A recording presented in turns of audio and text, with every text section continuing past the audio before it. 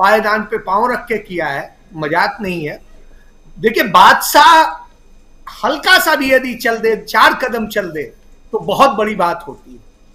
बाकी तो फकीरों के लिए, अब भले वो अपने आप को फकीर कहते हैं, ये उनका बड़ापन है, लेकिन वास्तविकता ये है कि बड़े बड़े बादशाहों को उन्होंने फेल कर दिया है।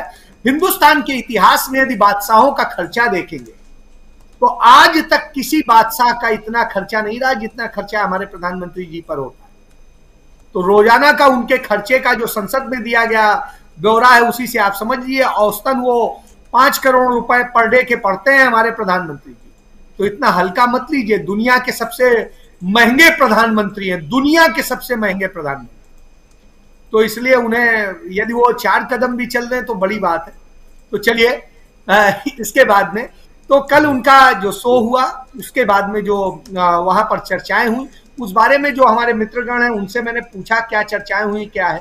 तो हुजूर वहां पर कहीं चर्चा नहीं थी कि जोशीमठ में भू धसाव हो रहा है जिसके कारण लोग मर रहे हैं और हिंदू धर्म के जो केंद्र है, बहुत बड़ा एक केंद्र है, वो नष्ट हो रहे हैं, जो 4 धाम कहा जाता है वो नष्ट हो रहे हैं, उस दिशा में जा रहे हैं।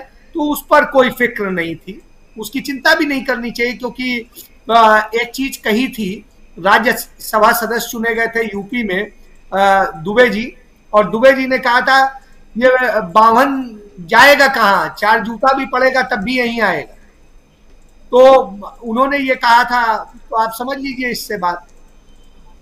तो उसी तरीके से कि अब वो धसेंगे तो जाएंगे कहाँ, हमारे ही पास आएंगे। तो इसलिए चिंता उसकी तो करनी नहीं।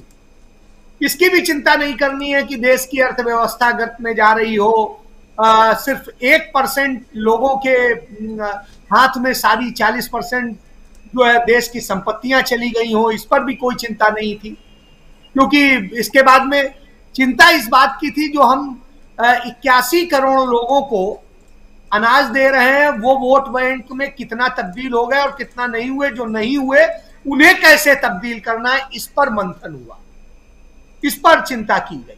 जो अपने हैं उनकी तो पहचान है, जो दूसरे हैं उनको कितनों को पहचान के अपने पास लाना है, इस पर चर्चा की गई। इस पर चर्चा की गई कि कैसे वो रिमोट क्षेत्र में रहने वाले उन लोगों को किस तरीके से जो है जोड़ा जाए और अपने पक्ष में लाया जाए, और उसके लिए जो क्या क्या संसाधन इस्तेमाल करने, और उसके लिए तैयारी भी कर दी उन्होंने। उधर कहा, इधर चुनाव आयोग ने पूरी तैयारी कर रखी है कि रिमोट इलाके में कैसे ईवीएम का और क्या किस तरह से इस्तेमाल करके क्या करना है, वो आप देख लीजिए।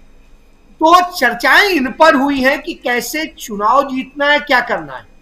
कार्यकारिणी में एक समय में हम सुनते थे, भारतीय जनता पार्टी की कार्यकारिणी में चर्चा होती थी, देश में गरीबी है, जो परेशानियां हैं वो हैं, उनको कैसे मिटाया जाए, क्या किया जाए, उन पर बात होती थी, और उनको लेके हम सरकार को कैसे घेरेंगे, इस पर बात होती थी।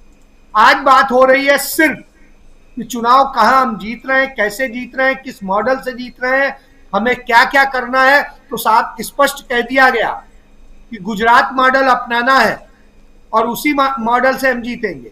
तो सब ये था। दूसरी तरफ राहुल गांधी चल रहे हैं, पैदल चल रहे हैं, हर वर्ग से मिल रहे हैं। ये होशियारपुर इलाका है। होशियारपुर इलाका पंजाब में दलित वर्ग का काफी वहां पर प्रभुत्व है, और वहां SC रिजर्व सीट है वो। और इस समय भारतीय जनता पार्टी के डॉक्टर सोम प्रकाश जी वहां से सांसद हैं। आप ये समझिए कि उस इलाके में वहां के लोगों के साथ में उन्होंने जैसा जुड़ाव बनाया, तो जाति का बंधन तोड़ दिया उन्होंने। तो जाति धर्म का बंधन तोड़ करके वो सबसे मिल रहे थे, दलित समुदाय के लोगों से मिल रहे थे, बाकी लोगों से मिल रहे थे। तो आप ये उन्होंने किया। और उसके बाद में आज जब प्रेस कॉन्फ्रेंस हुई, प्रेस कॉन्फ्रेंस में उनसे हर बात के सवाल पूछे गए, उन्होंने जवाब दिए, और जवाब में जितना सटीक और मैच्योर जवाब दिए हैं वो अपने आप में साबित करते हैं कि कितना बेहतरीन बदलाव है। और राहुल गांधी निश्चित रूप से पहले भी समझदार थे, लेकिन अब उनकी समझ जमीनी और हो गई है। तो यह एक बड़ी चीज है, और यह देखने को मिला। उन्होंने हर चीज का एक एक सवाल का जवाब दिया है कैसे उन चीजों को किया है कि किस तरीके से कुछ लोग संपत्तियों पर कब्जा कर रहे हैं, उन पर बात की है। उन्होंने बात की है, वरुण गांधी पर भी सवाल किया गया, उस पर भी उन्होंने जवाब दिया कि वरुण गांधी को तो मैं गले लगाऊंगा, और जो वरुण गांधी का वास्तविक नाम है फिरोज, उससे उन्होंने संबोधित किया, क्योंकि घर में वही संबोधित किया जाता होगा। तो स्वाभाविक सी बात है, क्योंकि आप उनके देखे, वरुण गांधी भारतीय जनता पार्टी से चुनाव लड़ने के लिए उन्होंने ऑफिशियली, तो भले उनका रिकॉर्ड में एफिडेविट यदि आप देखेंगे यदि है तो ठीक है, नहीं तो मैं आपको दिखाता हूं। उनका जो नाम है फिरोज वरुण गांधी है, फिरोज वरुण गांधी। और इन्होंने जो है कभी सामान्य तौर पे उन्होंने कभी नहीं दिखाया कि फिरोज वरुण गांधी है मेरा नाम।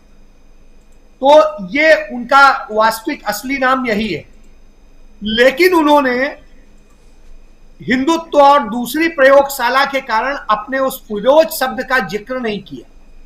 वो वरुण गांधी के नाम से जनता जानती। तो यह एक बड़ी चीज है।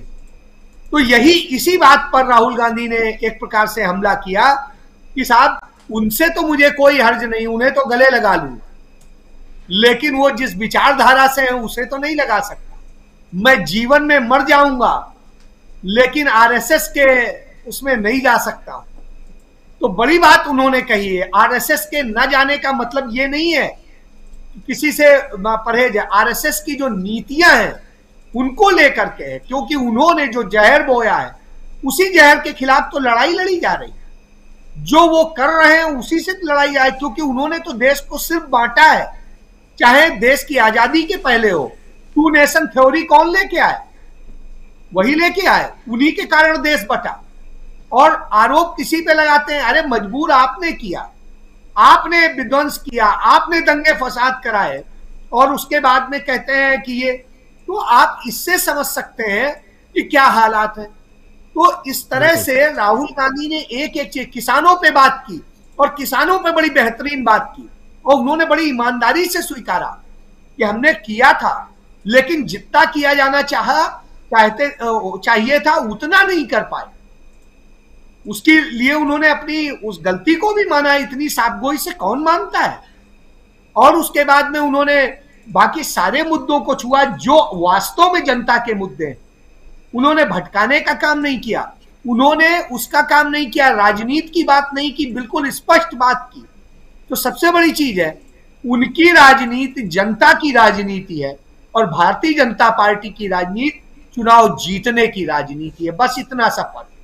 अब जनता मर्जी है, वो सिर्फ चुनाव जीतने वालों के साथ जाती है या उसके साथ चिंता करने वालों की, है उसका फैसला होगा। जी जी बिल्कुल बिल्कुल।